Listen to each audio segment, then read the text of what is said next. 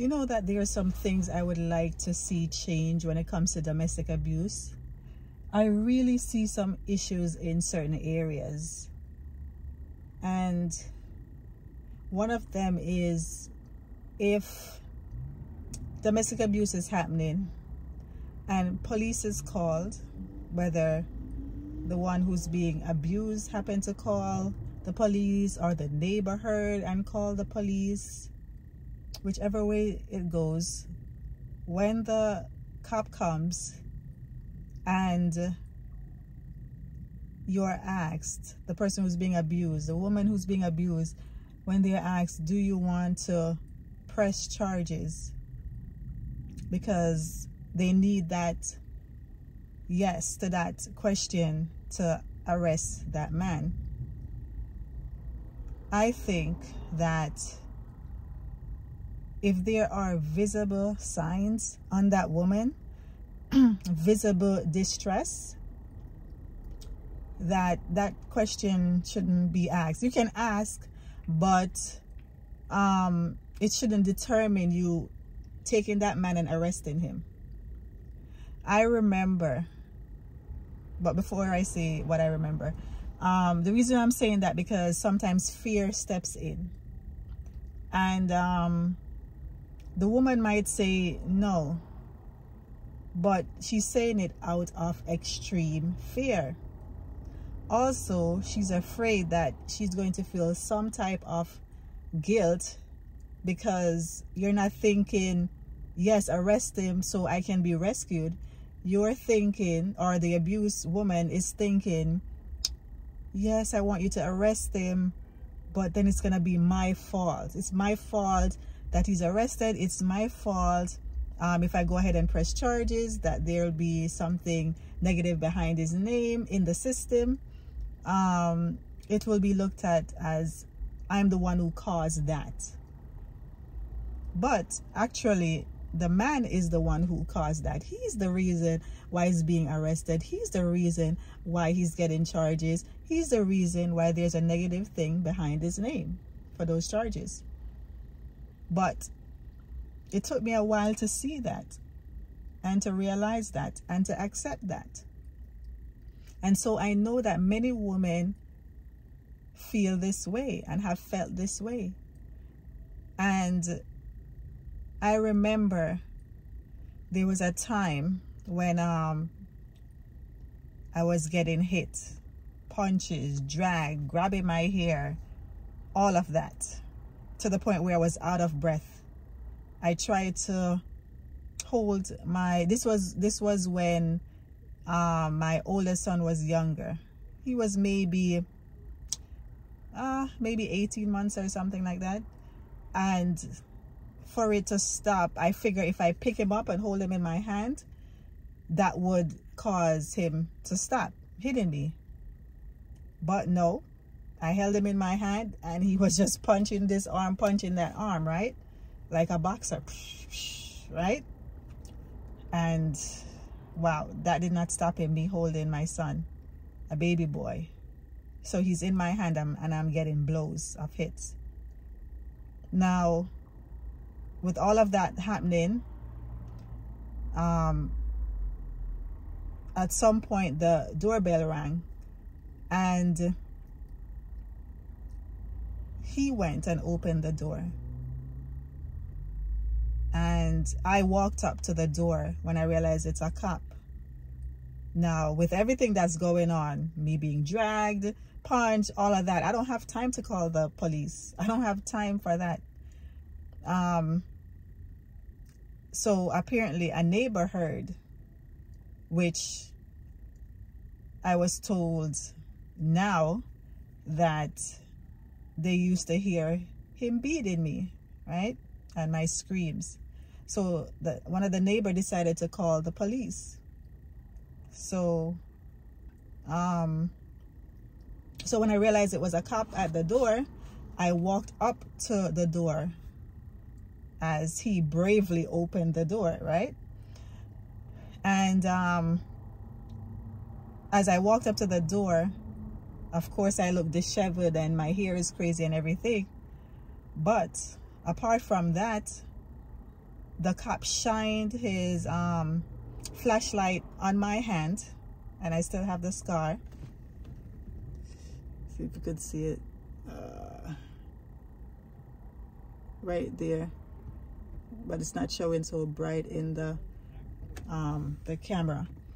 But he looked at my, he shined the flashlight on my hand, and when I looked down, when he shined it on my hand, all you see is this huge cut with my flesh just exposed. I mean, it was that deep. I didn't even realize, I didn't even see, because as I said, the punching, the hitting, the dragging, it's just non-stop hassling off my whole body, right? So I'm not even realizing the bruises that I'm getting, right? And grabbing me and all of that. So when I look down, I see the big open cut, pure flesh. And the cop said, "Did he do that?" And I said, "Yes." And I'm laughing because the next thing I'm gonna say, you have a big open cut, flesh showing, everything. And the cop asked me, "Did he do that?" And I said, "Yes." And he looks at me, not the cop, the other person, the one who doing the abuse, looks at me in front of the cop, and he says, "I did that?" Unbelievable. It's crazy how a narcissist, the evidence will be there right in everybody's face, but they still lie. It's crazy to me. And that continues.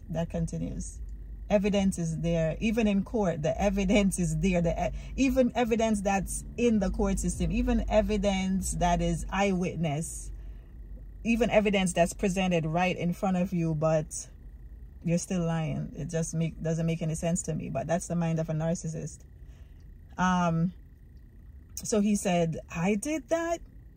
And I still said yes. Then the cop was saying, "Do I want to press charges? Do you want me to arrest him?" Now, yes, I want you to arrest him. And my inside is screaming yes, but I could not get my mouth to say yes, to verbalize the word yes, because I was so scared. I was terrified, very scared. Why was I scared? Some of what I explained earlier. Knowing him, the way how I know him, he's not going to see it as a lesson. Like, okay, I did this, I got arrested, that's a consequence, let me change. No, I knew him enough at that point that I know he's going to look at it as, you got me arrested. You're the reason why I got arrested.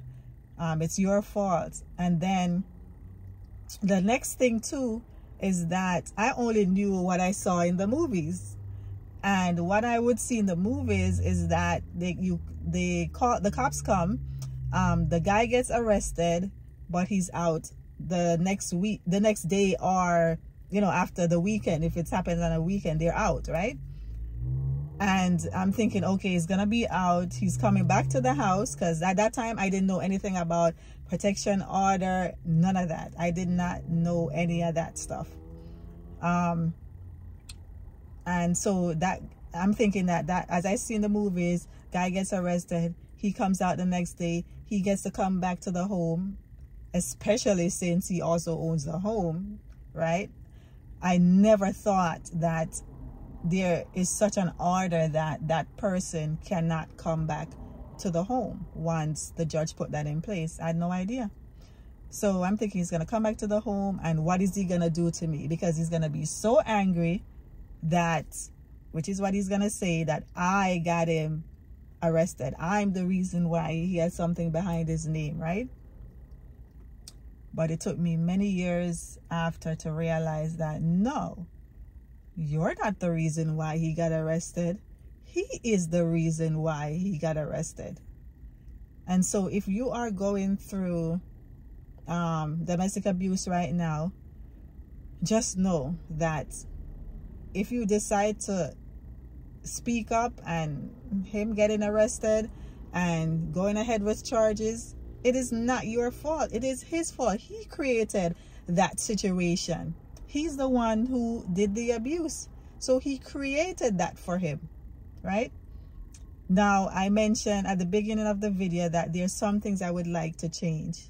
So as I told you what happened, that story, what I would like to change is that when the cop is called and the cop comes and there's clear signs of distress, clear signs of physical harm, like I had, right, the big cut on my hand, flesh showing, then he should just be taken. That's it. Because the woman is going to, most times, is going to be very scared of what that man is going to do, also feeling guilt.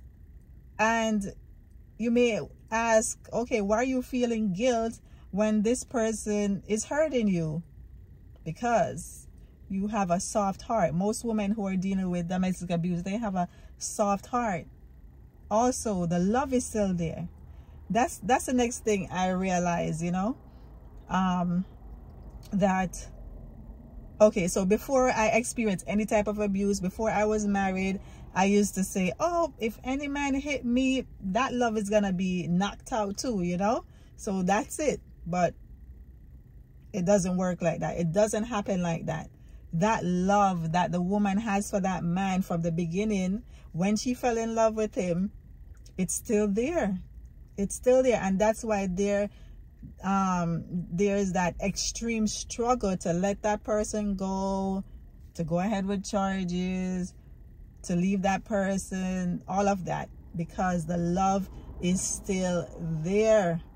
The love is still there. It doesn't just, that feeling doesn't just leave. All those years of loving this person doesn't just go out from your heart like that. It is still there. And so that's where the struggle comes in, right? You love this person so much that you're hoping that your love will be able to change them, that you're hoping that there is hope of, and there's a possibility of that person realizing their actions and changing. And so, yeah, the love is still there. So many people are like, how could you still love him? Right now, that doesn't exist, right? But I'm talking like for any other woman, when the abuse just happens, you're like, how can you still love him? Because the love is still there, right? It's just like any other love for, let's say, a family member, right? This is a family member you grew up with, persons like your best friend, whatever, you're close to that family member, and then something happens where they did something to hurt you, and you feel extreme disappointment and hurt, right? But you still care for this person because that person is your family, or even your own child. There's some grown-up children who do something bad, but you will see how the mother is still trying to cover for that child, right? We've seen it many times, how mothers are trying to cover for their grown-up sons, even when they did something really bad and get into prison and all of that and whatever. And we're like, oh, how can she back him? Because after he did that horrible thing, because the love she has as a mother, right? Of course she's disgusted that her son did such a monstrous thing. Let's say the person unalive somebody.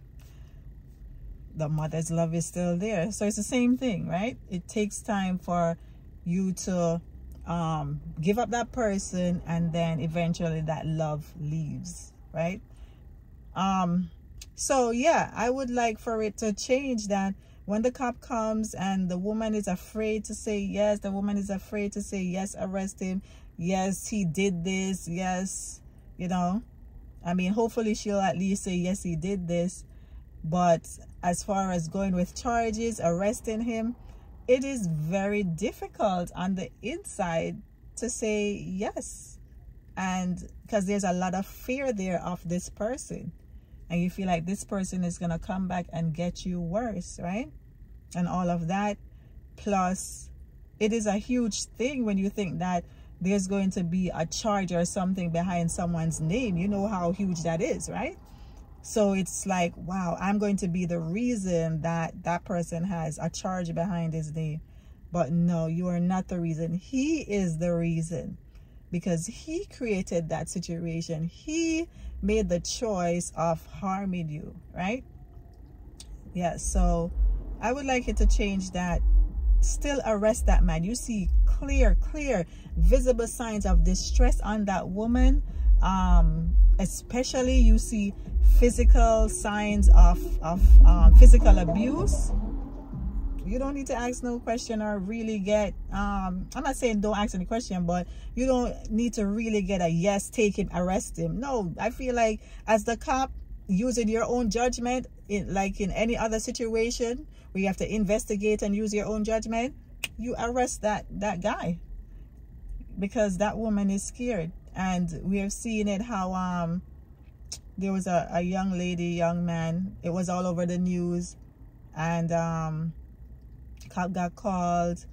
They saw visible signs, but because she wasn't saying yes, arrest him, or yes, take him, you know, they didn't, and the woman ended up being killed. And it happened another time too. So that's why it's important to just take the guy. There's visible signs, you know, of distress and physical harm.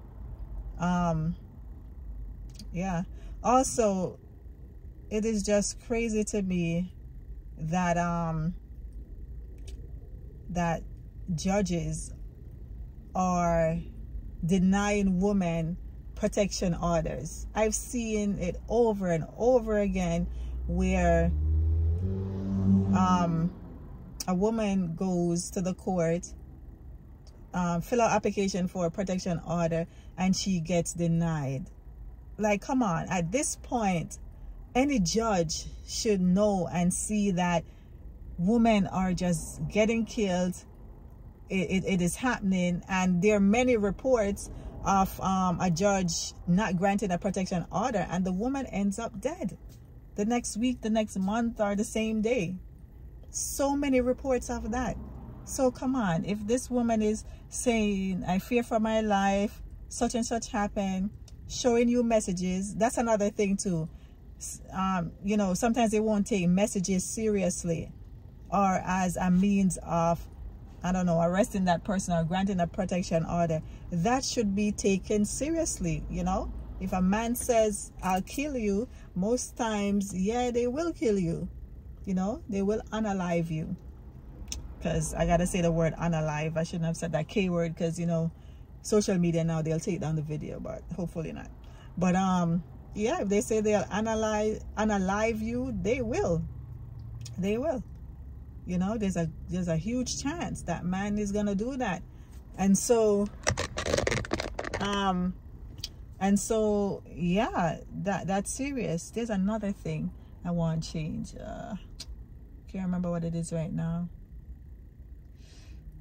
But every protection order, every request for a protection order from a woman should be granted. Should absolutely be granted. I'm trying to remember what the other thing is that I wanted changed. Let me see. I think I have it in my notes. Hold on. So I don't have to do another video. But these things need to be changed. When there's visible signs of abuse, take that man.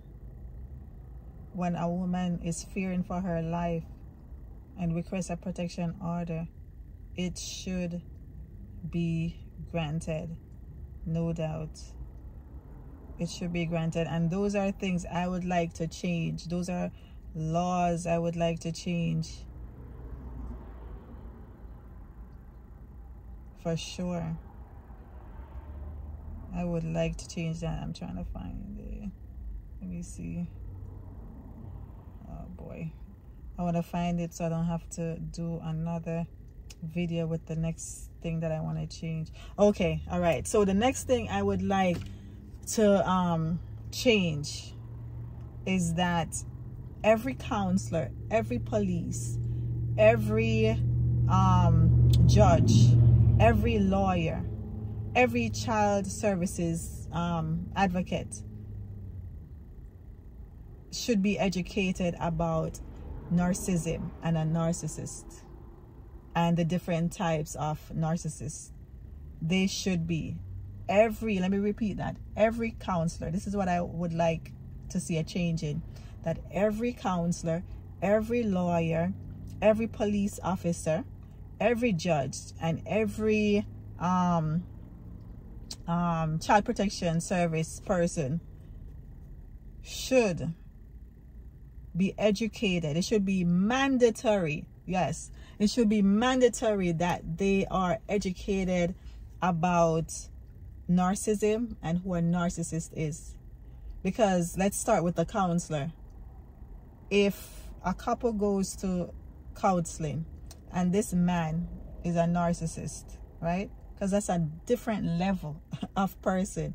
Like, their thinking is totally off, crazy, and ridiculous. But the scary thing is that, especially if this person is a covert narcissist is a narcissist that acts very nice around their co-workers, other family, friends. And when I say other family, outside family, right?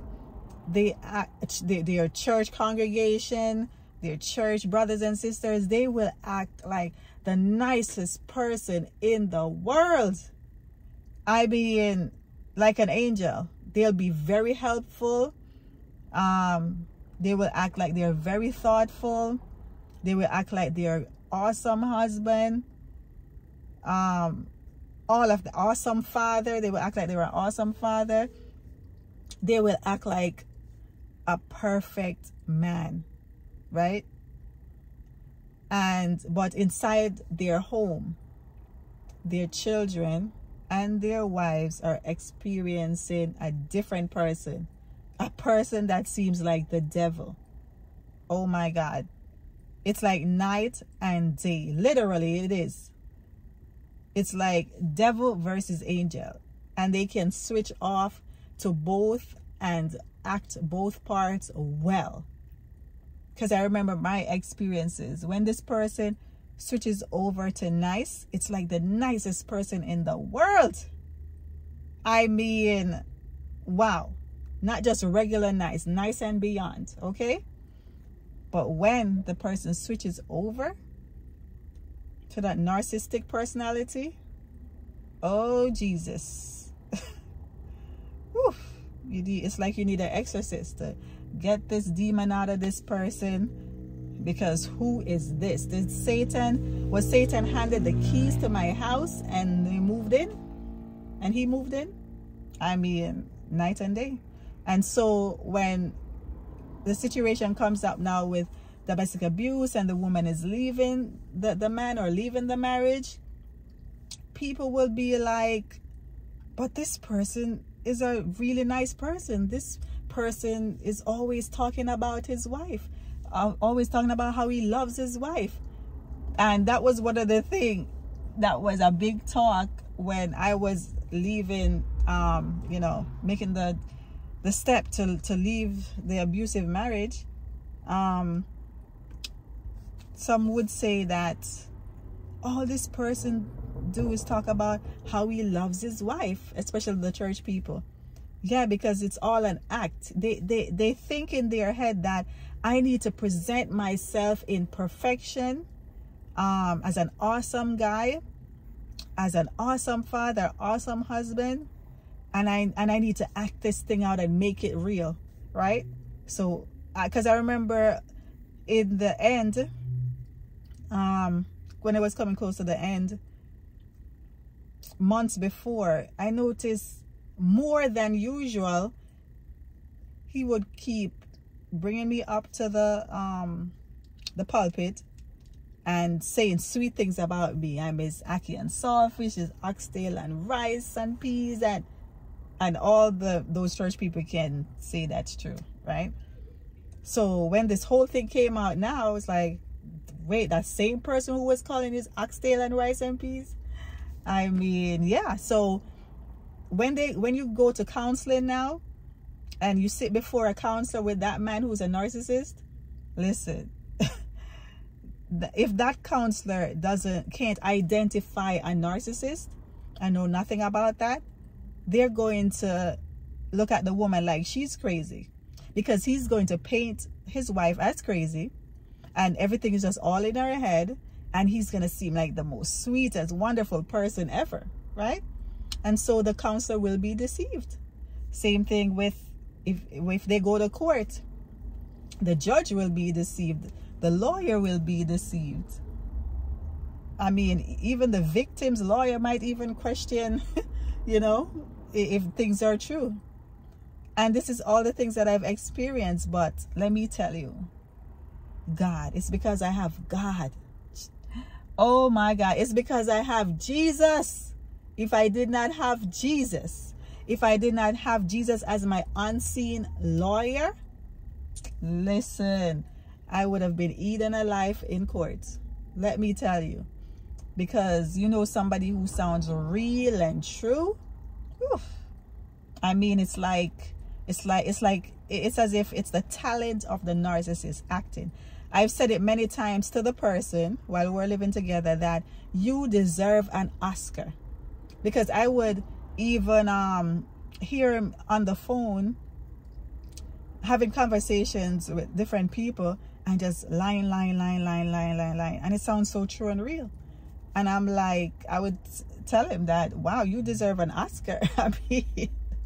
I mean, he really does. You deserve an Oscar, man, for that great acting, you know?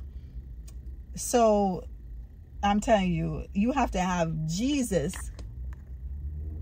You have to have Jesus to be able to become, for that court process to end up victoriously to what is the truth. Because I'm telling you, but God allowed the judges, the lawyers, even his lawyers, I mean, they were dropping him, and they had to keep replacing lawyers because they didn't want to work with him anymore, his own lawyers. 2 of the lawyers said he's being abusive. Can you believe that? Because they have to give a reason why they no longer want to represent him. And 2 of the lawyers said because he's being abusive with his mouth. And what is he here for? Abuse, right? So God allowed himself to be shown up. I remember one of the time the judge got so mad that she stood up out of her seat and said, I see who you are. I see who you are. And the children's services, because, you know, they also took him to court. One of the children's service advocates said, wow, I've never seen a judge did that before. Because God, Jesus, just shine the light on the truth and his lies, right? So I'm telling you, if you don't have Jesus and you're having a divorce or custody battle or whatever it is, with a narcissist, I don't know who's gonna help you, but only God. Only God. I'm telling you, I would have been eaten alive. Listen, but thank God for Jesus, and thank God that I've been serving him. And most importantly, he knows the truth because he's been there, right? You can't see what's going on inside my house. The neighbors can't fully see what's going on inside my house, even though they hear it. The church people, they don't see all the actions that's happening inside my house and all of that, and family members, but God sees all. He was there, right? And so I don't have to try to convince him or any of that. So God just did his thing and showed the truth and let him reveal himself. Hallelujah. Let me tell you, you better get with Jesus, all right? You better get with Jesus. Whoever you are watching this, if you don't have God in your life, listen, you better get with Jesus, because that's the only way you're gonna make it out victoriously dealing with a narcissist in these types of situation.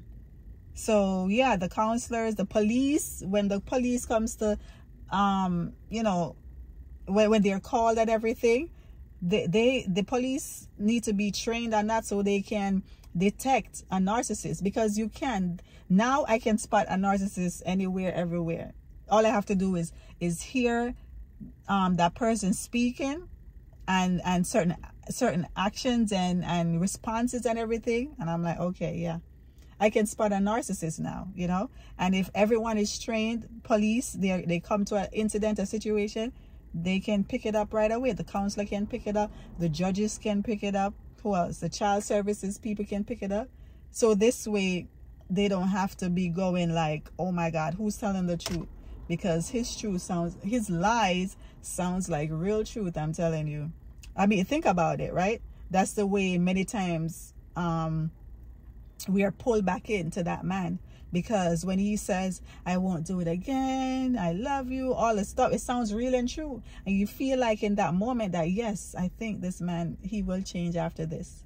And then it keeps going and going, and more promises, right?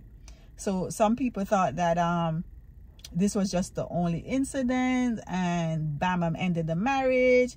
No, there has been chances and chances and chances and many apologies, right? But if the actions, if there's no change with the apology, then it's not a true change, it's not a true repentance. All right, so yeah, those are the things I would like to change. When the cop is called, when there's obvious distress, obvious physical abuse, arrest the man. The woman is too scared, save her, right?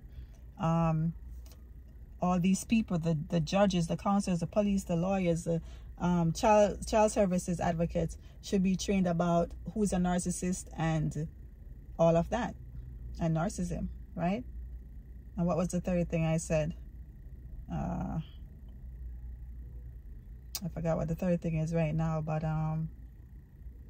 yeah, you know, these things I would like to change. All right, and maybe one day I can get them changed. Yeah, but yeah, it's something that I feel passionate about, and I want to speak out on it in the future and see if I could help to get it changed. Yeah, so thank you for listening. It was a long video. Thank you for watching.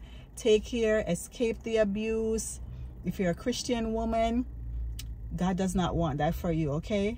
Leave, but escape in a proper way. Make sure you do it in a safe way. You have to plan. You have to have people to help you. If it's a situation where you're out of the house but you need to go back for your things, make sure you don't go alone. There are many who are going back by themselves to get their stuff and they end up missing. All right, so you want to make sure you go with a man, cousin or brother or whoever, or the cops. Yeah, you could even have the cops accompany you to go get your stuff. All right, and if it's a matter of you need to just leave, you have to plan it. Plan how you're gonna pack when he's at work or wherever, whatever, and help somebody, let somebody help you. And you have to make decisions to leave some stuff behind and leave, right? And make sure you report every incident so there are records. God forbid something bigger happens, right? And escape the abuse. Escape the abuse. Whether it's verbal abuse, physical abuse, mental abuse, none of it is good. None of it is good. Mostly everybody thinks that it's just the physical that matters. No. The mental and the emotional is actually worse. Worse. That's when I wanted to unalive myself. The emotional and mental abuse. The physical, after the physical pain ends, my muscles are sore. You know, it wears off a little bit. But the mental and the emotional abuse, ooh, I wanted to check out. Like, ooh, what is this? I feel like I was going to go crazy, right? But thank God I didn't. I'm still here for my kids, and God is good. It's all because of Jesus. So take care now. Escape the abuse. None of it is good. All right? Take care. So I just realized that I didn't finish telling the story of when the cop shined the flashlight on my hand and saw the card. And then he asked me, did he do it? I said yes. Then he asked me, do I want to press charges, which would mean that then he would be arrested. And on the inside I was screaming yes, but I was too scared, and I told you already why I was scared, what I saw on TV, etc., right? And plus possibly guilt of him getting arrested. So when I couldn't answer, because I didn't answer, I didn't say yes or no, but I just kept quiet, hoping, screaming on the inside, please take him, right? But I just couldn't say it because I didn't know about protection order. I didn't know that would keep him from coming back to the house to harm me, any of that, the fear, all of that, right? So what ended up happening, the cop said, basically told me I have to say yes, right, to them arresting him, which I didn't because I was scared. And so the cop decided to ask him to just leave for the night, sleep somewhere else for the night, and to cool off. And so that's what happened. He left, but guess where he went? To the woman he was cheating on me with. She told me this after the cheating came about, got exposed, and she told me that whenever, because there were times when he started to leave and act like he just went in his car to sleep and whatever, but no, he went to her house because she told me about it. So yeah, that's what he did. And so he wasn't arrested that time, right? It's much years after, when I had no choice than to run out my house barefooted, hair crazy, neighbors rescued me, blood on my face. That's when I found out about protection order. When I had to go to the district attorney's office that very night when that other incident happened, I said I was worried. I voiced that I'm worried about him coming to the house, and the district attorney said he can't come there. He can't come there. I'm putting out a protection order right now. He can't come there. And that's when I knew about a protection order and all of that. Yeah. So, you know, I would have wished at that time that the cop would have taken him. I was screaming yes, but I was too afraid of what he would do to me when he came out, because I know I would be blamed.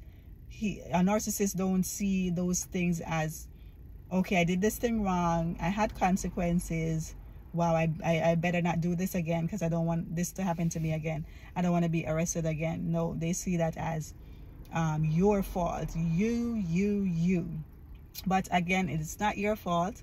So I just came back to tell you that, the ending of that incident. All right, take care again. Escape the abuse.